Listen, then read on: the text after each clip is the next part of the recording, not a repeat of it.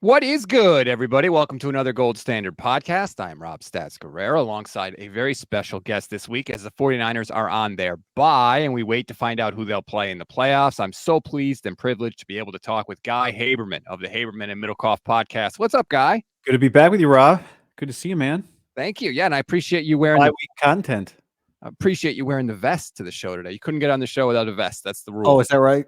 Yeah, I resisted the vest life for a long time because I didn't want to look like I was, Yep, you could say working in it. finance.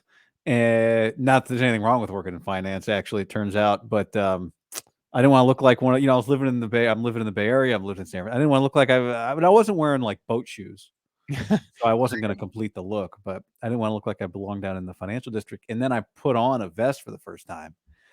And I was like, oh, I get somebody who runs hot. I was like, oh, I get it. Like my arms are free. I don't get too hot, but I stay cozy. And now I'm an what do you call it? Like an evangelist or whatever when it comes to vests. I try to tell everybody I know. I know what you're afraid of, but those guys got it figured out. I've Those slowly financial guys know. Yes, I'm in it now. I tried it like you, and next, you know what? You can make all the jokes you want, whatever. Hashtag dad life. I got 2 kids. I'm easing into it now. I'm not fighting it anymore. I don't have the Air Monarchs. I don't have those shoes yet, but I'm firmly entrenched now. The Pete Carroll's. Yeah, I will say this is my the hill that I will climb to the top of and maybe die on when it comes to vests. You need a double zipper. Like that's the next level of vest. You got to have it. It's got to zip from the top and from the bottom. Wow. Because right now I'm sitting, but it's not. It's kind of open, right? It's kind of it's. I'm getting no midsection pressure because it's open. Oh man, that is next level. Yeah. You go stand at a urinal, you zip it halfway up. You're not messing with any. I'm telling you. Damn. Okay. See, I wasn't even aware of that. There are levels to this that apparently I need to get to. I'll work on that. It's the bye week. We've got that kind of time. Yeah. You do play by play. So you know that providing context for people, I feel like, is massively important. We're talking about the Super Bowl. We're talking about all this stuff, but I feel like we need to provide context for the regular season that we just saw with these 49ers. So if I ask you for kind of your big picture view, how do you sum up the regular season? It was a high-end Shanahan season. Every Shanahan season, which is like other people's seasons, just when you watch your team, you think like we're the only ones who go through X. But it was a high-end season. I mean, they were the 1 seed. They are the 1 seed. They looked like the 1 seed for most of the year. I would venture to guess that most 1 seeds don't look like 1 seeds for 17 or 18 weeks. Mm-hmm. They didn't, but for most of it, they looked like the 1 seed. Just like for most of the college football season, the best teams were among the final 4 teams. You don't look like a champion every week necessarily, but that's life. You don't necessarily have your best day 30 days out of the month. So I thought it was an excellent season. For most of it, it looked like the team that people thought they were going to be, and like anybody that's ever tried to win a championship or won a championship, you need a little bit of luck. They got some of that with Philly, but they get some credit, right? Just like Baltimore gets credit for the way the Niners looked against them. Maybe the Niners get some credit for the way Philly looked after they played them. So they got a little help, but you always need a little help. So all in all, it was, and then given the way that Purdy played, I thought it was even better than you could have anticipated at the beginning of the year. Like as somebody who went to all the camp practices, watched Brock, had no interest in debating whether or not Brock should be the unquestioned starter or challenged by somebody else in camp. Even I thought we'd have to see at some point, we're going to see a little bit of the backup quarterback more than we saw get hurt. Maybe Kyle get impatient, whatever. But I think it went as well as you possibly could have imagined for Brock Purdy this year, all things considered. And if you were high on Brock before the year, you're even higher right now. If you weren't high on Brock before the year, you've got to acknowledge there might be something here. And if you're one of those like, well, it's only because of Kyle, well, good news. Kyle's the coach, so it doesn't matter. So, yeah, I mean, it was everything. I think it was everything you could ask for at the beginning of the year, all things considered. Would it shock you to know that this was the second highest scoring season in 49ers history? I did not know. That's a great nugget there. I did not know that. I'm not shocked by it. I mean, it's the second highest scoring offense, I think, in Kyle's era. Part of the reason you're not shocked by this kind of thing, right, is like, well, eras. Brock just had the single season passing record for the Niners, breaking one that wasn't set by a Hall of Famer. Oh, Jeff Garcia was an excellent quarterback for the Niners relative to their history and just NFL quarterbacks in general. But I did not know that. That's a great nugget. Second highest scoring year the Niners have ever had. Only Mike Shanahan's 49ers scored more in a single season. How close was it? It was, I think the Niners had 491 this year, and the highest was 505 in 94, the championship year.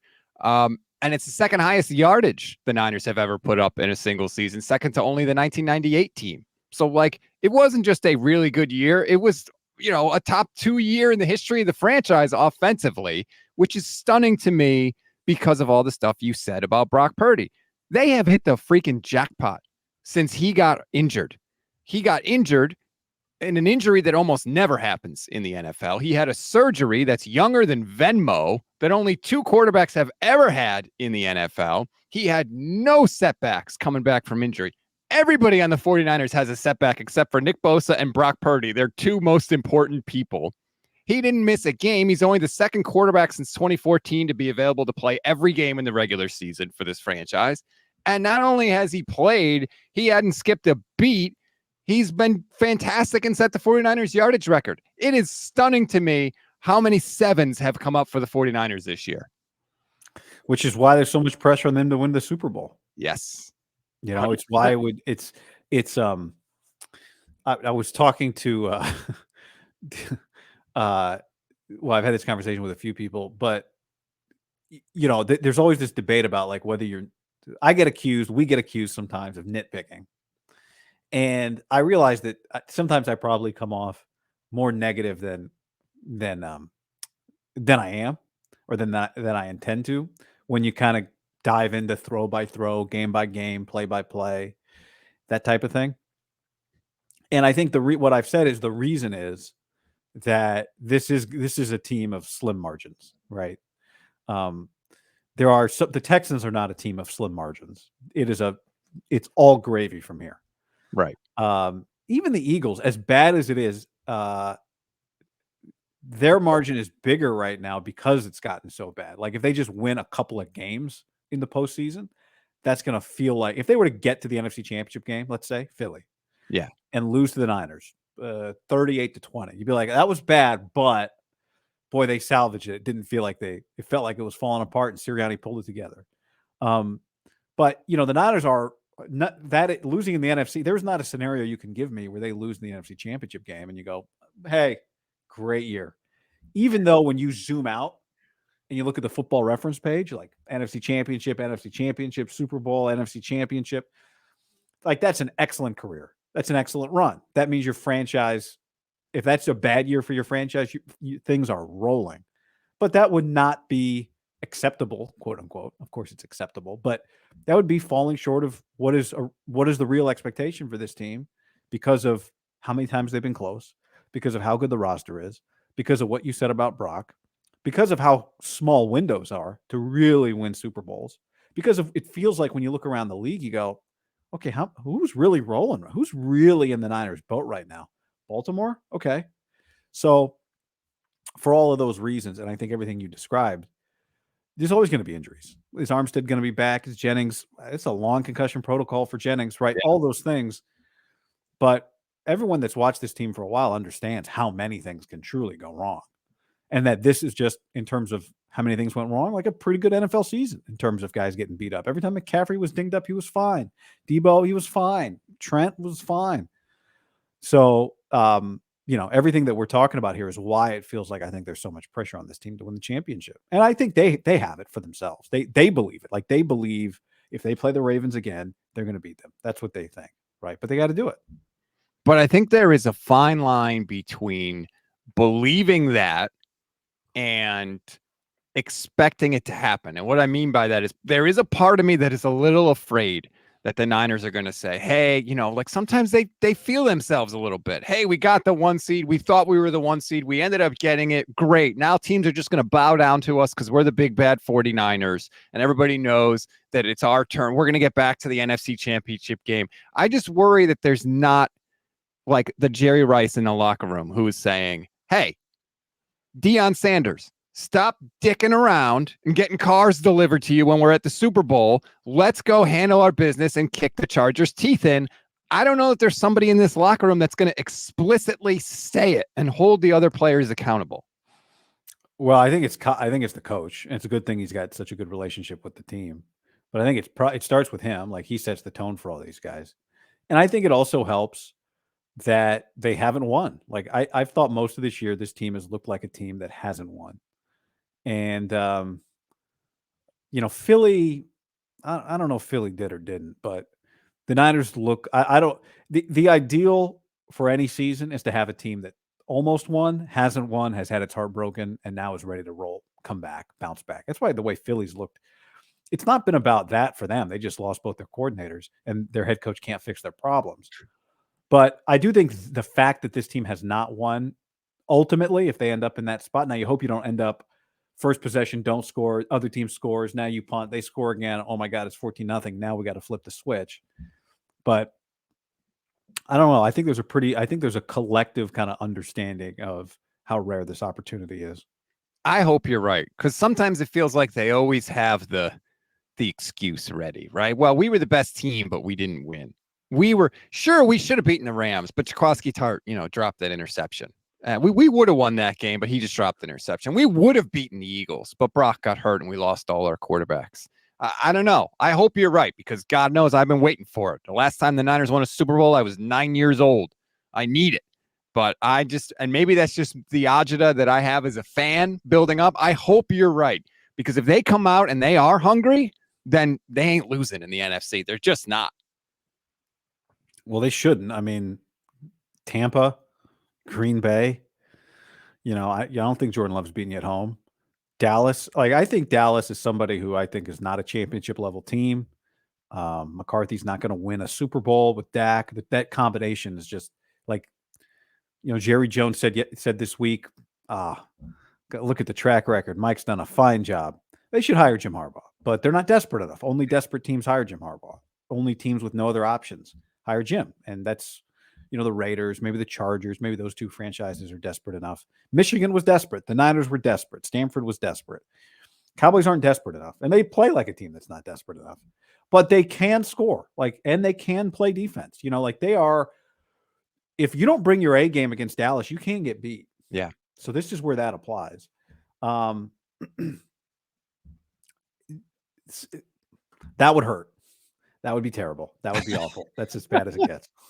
Yeah, no doubt. And I almost feel like the Niners are more vulnerable in the divisional round than the championship round, because they're not going to come out in the NFC Championship game and be, half-assing it. Maybe in the divisional round, especially if it is like a Green Bay or a Tampa. I think I think it's the Rams. I think that's the team you don't want to play. You No, could play the Rams and beat the Rams, but of that group of teams. Yes, I agree. But I'm saying, I don't think the 49ers wouldn't be overconfident against the Rams, I don't think, but they might be overconfident against Tampa Bay or Green Bay. But whoever they play in the NFC Championship game, they won't be overconfident because they know what's at stake, because it's the Super Bowl. But it's that first playoff game after the bye that I feel like is when they might be kind of sleepwalking, at least early on. They can beat Green Bay or Tampa without their A game. You bring your C+ game against the Rams, you got a problem. Yeah. You bring your C+ game for the first quarter and a half against Tampa, Green Bay, I think you're all right. And that's the difference. And that's where the Rams are you got to be on top of your business against the Rams. I mean, if you went best coach, best quarterback combination that you could face in the NFC, who would it be? I think it's the Rams. Oh, yeah. Right? It's not even close. It's not even close, really. I'm just going through. No, it's not close. It's not close. Unless, you go Ben Johnson Goff. No, they can play Goff well. No. I'm not sold on Jared Goff at all. Although I could easily see the Lions winning that. I could see either team winning that game, to be honest with you. I could see the Rams winning. I could see the Lions winning. For sure. I mean, I got respect for Goff. I'm just saying the Niners have played that game and they know how to win that game, especially at home. 100%. Absolutely. Okay. Couple other things I want to get to. It's that time of year. Adam Peters is doing his annual coaching interviews. I believe he's interviewing with the Commanders tonight in Miami. I don't know how important Adam Peters is. Is he important? Maybe. He gets credit for a lot of stuff. I have no idea. Do you think it's a big deal if this is the year that Adam Peters finally leaves? Yeah, I think it's a big deal. I mean, he is their obvious next in line to take over for John Lynch. When is John Lynch going to leave? I don't know, but Amazon threw a bunch of money at him and he took the meeting. You got to take the meeting. He took the You meeting. always take the meeting. You take the meeting. So, Kyle Shanahan has set himself up to be around for a long time. Kyle Shanahan, remember, I mean, we all know this, but when he interviewed for the Niners job, it was at a point when the Niners were trying to like play matchmaker, right? It was like, all right, Josh McDaniels and Louis Riddick, maybe that combination will work. And Kyle played matchmaker for them with John Lynch, but he didn't have an obvious general manager to bring with him. There was not somebody. So he found this match and it turned out to be great. And if he has to do that again, the dynamic changes if he's bringing somebody in that doesn't have his respect and that hasn't been around him for a long time and understands how to maneuver and manage and all of that.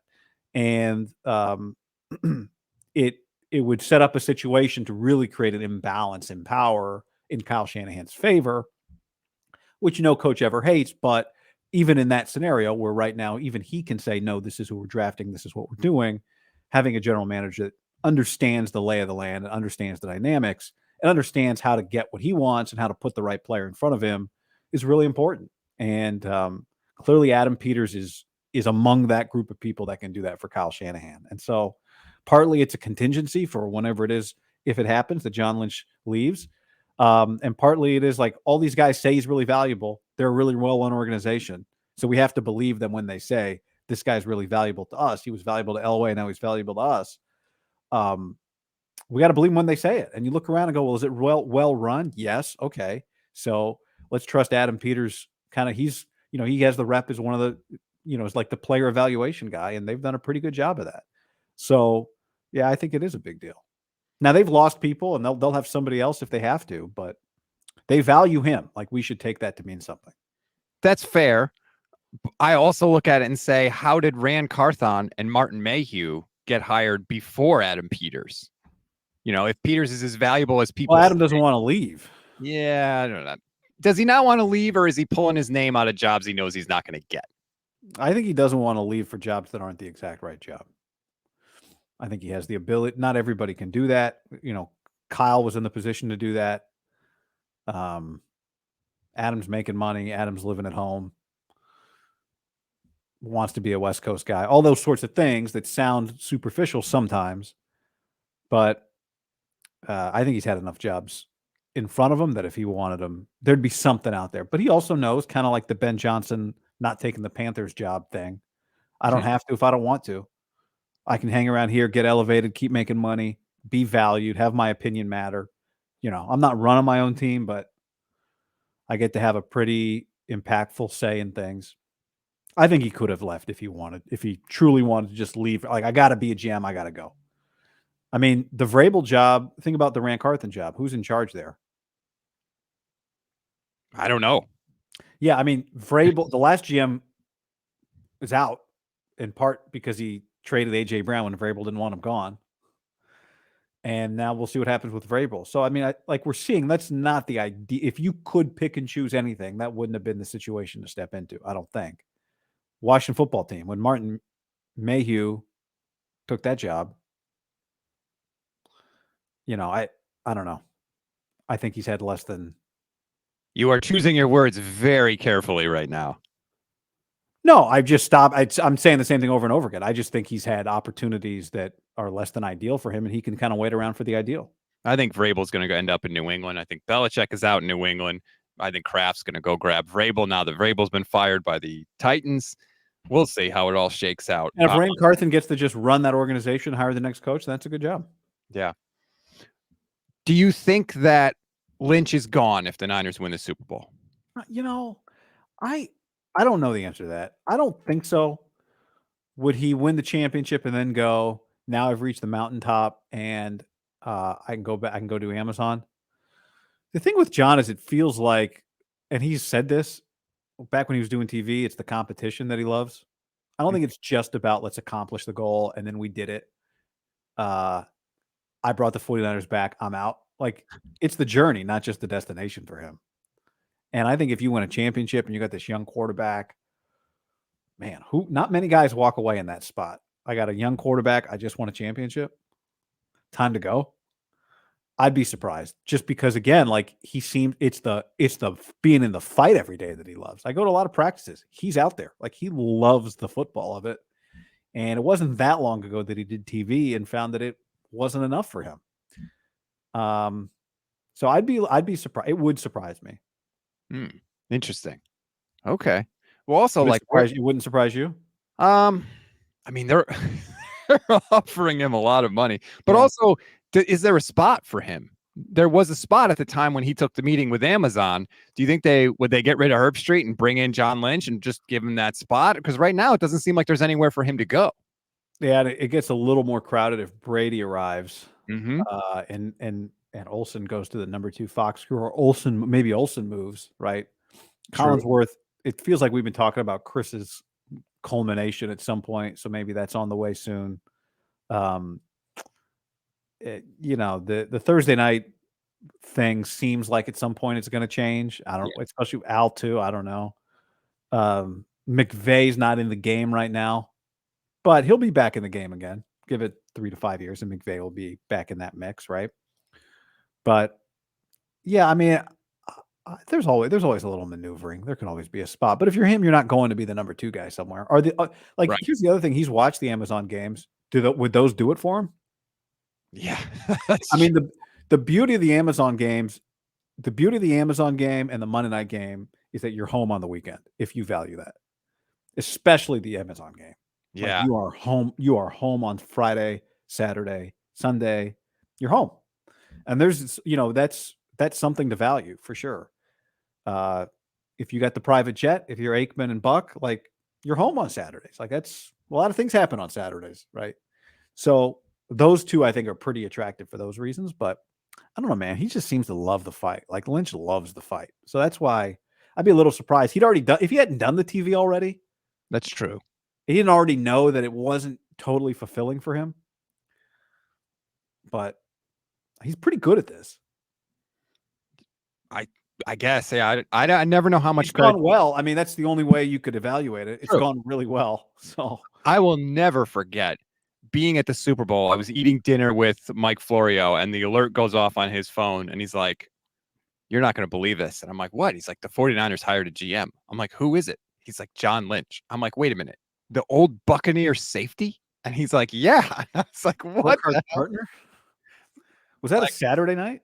Or was it a Sunday night? Sunday. It was Sunday because I think before the Super Bowl. Yeah, I think I had just gotten in that day. I just flown in, and it was like, what the hell? Like, I thought, I was like, great, this is a disaster here. The 49ers continuing their, like, what the hell are they doing?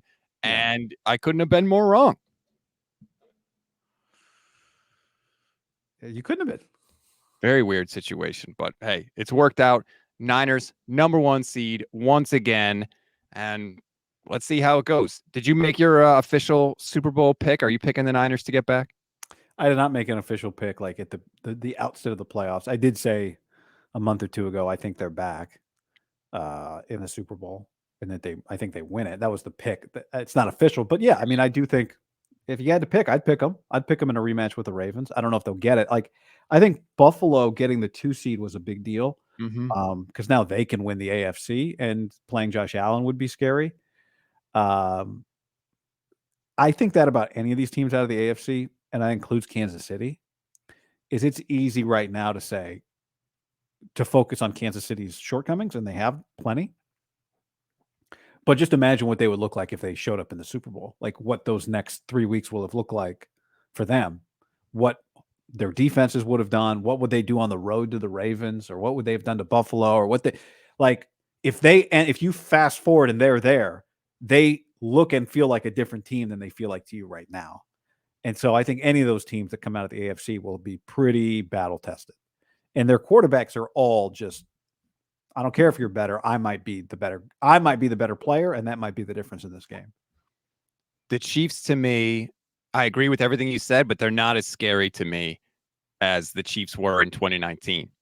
There's no Tyreek Hill. No question. You had Travis Kelce at the peak of his powers. You had Sammy Watkins there as like a third option. Um, I feel good about the Niners. I really do. As long as they And play, that scares you. yes. If they play their best football, they're not losing. The problem is they don't always do that. But if they can play their best, there's nobody better. Even Yeah, I mean, Mahomes, none of them. I think the way to ask it, right? I think, Rob, is like take their A+ game and put it against other A+ games. What happens, right? Like this A+ beats this Chiefs A+ game. Does it beat the Ravens A+ game? That's the one I don't know. Yeah, I would have said no earlier in the year, but the Ravens are pretty damn good. Yeah, like the Ravens A or just at their A game, right? It might that game can beat you. Like their A game can beat you. Mahomes' A+ game can beat you, but can the rest? Is his team going to help them have an A+ game? Right now, it kind of feels like the answer to that's no. And Jake Moody. And Jake Moody, you're not concerned. No, I'm not concerned. Like, how can you be worried about everything except Jake Moody? That makes no sense. I'm not more concerned about Jake Moody than I would be any other kicker, like Robbie Gould or any other kicker. If you wanted to cut Jake Moody right now and bring in somebody else, you'd feel good about the somebody else. Because of course not. But it's not about us finding a solution. It's about do you feel good or not? There's nothing they can do about it. But when he lines up from 42 to send them to Allegiant Stadium down by 1, I think you're lying if you tell me you feel good as he lines that sucker up. But I wouldn't feel any better if they replaced him. So yeah. what am I going to? Well, what am I going to sit here and worry about then? This is what we got. I mean, the guy made 49 straight kicks before he missed 2 last week. The movement on those balls, like why do they move like that? I don't know, but all I care about is that they go through. I don't care how close it is; just go through. Do you have you heard? Did you see my analogy? Yes, and a lot of people have liked it about the closer. Yeah, like I just think of Brian Wilson, or pick your point. I've always said, if you want to know about a closer, ask the fans who like baseball, especially because they play 162. Football's different. Like you can watch every team's games, but like, how does a stadium feel when a guy comes in? And you can play the horn, and here comes Edwin Diaz, but it's still you still know you're in for a ride. Mariano Rivera, Yankee fans never felt like they're in for a ride. Most other guys, and this would be to your point, most guys are. It's a ride. That's just the way it's going to be, because the margins are so thin, right? That's where closing is like being a kicker. If you walk a guy and give up a double, you had a bad day. If you're a starter, you get 6 more innings. Well, in the old days, now you get 3 more innings. But so that's where it is like your bad day is different than the quarterback who starts 1 for 3, but then finishes 14 to 17. You're like, oh, see, it was fine. So it's hard with Moody because you can't read him. He gives no body language hints at all, at all. It's crazy. Yeah, but all right, Rob feels good. I'm just saying, in 1994, the Niners won the Super Bowl with a rookie kicker. Doug Bryan was a rookie that year. He made 75% of his kicks. Jake Moody made 84% of his kicks this year. You know how many kicks Doug Bryan had in the playoffs that year in 94? 3. We might not even need Jake Moody to do anything. All right. If you don't, then it's fine. You didn't really need him much in the regular season. They shouldn't need him in the playoffs. The whole team is built to not have it come down to one play or one kick or one. But it always comes down to one play. No, it didn't. Yes, somewhere along the way, it comes down to a play. It didn't for that 94 team. They stomped the hell out of an outlier. So is this team. That's what what did we just talk about? We'll see. They didn't look like an outlier when they played the Ravens. Yeah. I mean, I would say a 4 interception game by Brock is an outlier game. They played the Ravens. That game didn't happen against the Cardinals. That game happened against the team that you might have to beat for the Super Bowl. So you're right. I think 4 interceptions is an outlier for Brock too. I just think you are an outlier if you win a championship, you win the next 3 games without a single play being the play that makes the difference. But maybe they're not. Maybe not only are they going to win, you're saying they're going to be an all-time dominant team. Maybe. They very well could be. And especially if it lines up. People forget that there was a year where Brady played like the Titans backup quarterback in the playoff. Like nobody remembers that, but sometimes the road can line up to where you end up not having to be as tested as you would be if different things had transpired. You see, I always turn out I sound negative about it, and you sound positive about it, which I don't. People usually think I'm negative, so right, I know. There you go. I'll thank you, I guess, because I've been trying to convince people that I'm not negative. When they're bad, I criticize them, and when they're good, I praise them, which is difficult for a lot of people to wrap their heads around. But, it is what it is. Anyway, thank you so much for the time, Guy. I really appreciate it. If you want to hear more Guy Haberman, please download the Haberman and Middlecoff podcast. You can follow him on Twitter at Guy Haberman. Thank you so much for the time. I really appreciate it. Yeah, Rob, thanks for having me, man. Good to talk to you.